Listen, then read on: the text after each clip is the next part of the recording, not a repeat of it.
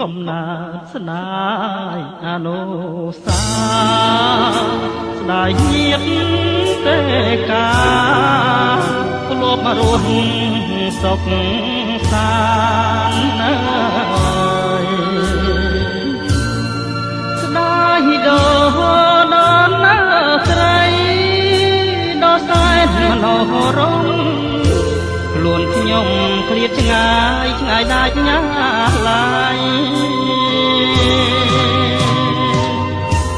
ស្ដាយអ្នក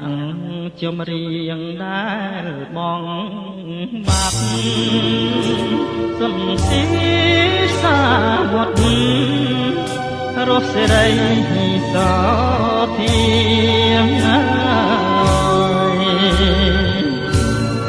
បែនរនសុំមាត់អមយេណារីខ្លាយជាធូលីលាចាក់លោកកា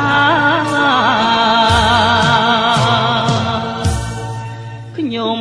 ប្រត់ណាតែកាយតែចិត្តចាំនៅស្អប់រឿងស្រើនៅក្នុងលោកកា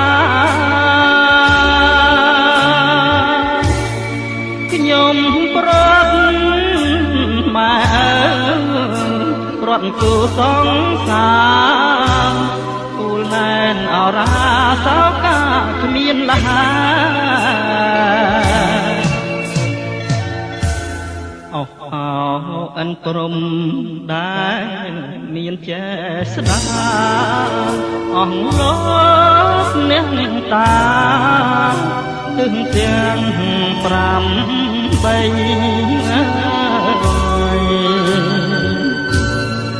សូមជួយដោះឡាទុកយើងខ្ញុំទាំងឡាយជាតិមុខជាតិក្រោយសូមកុំឲ្យយល់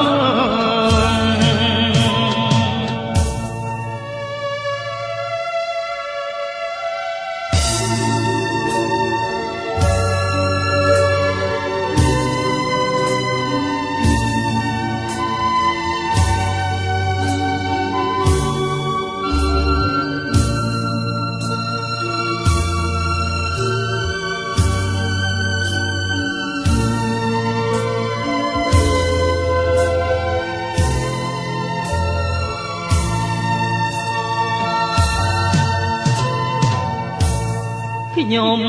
ប្រត់ណាតែកាយតែចិត្តចាំនៅស្អប់រឿងអាស្រូវនៅក្នុងលោកកាខ្ញុំប្រត់ណាម៉ែប្រត់គូសង្សារទ្រង់រែងខ្លោចសាផ្ញើខ្លួនស្រុកគេអោអិនព្រំដែលមានចេស្តាអស់លោកអ្នកតាទឹងទាំង5 3សូមជួយដោះឡាទុកយើងខ្ញុំទាំងឡាយជាតិមុខជាតិក្រោយសូមកុំឲ្យយល់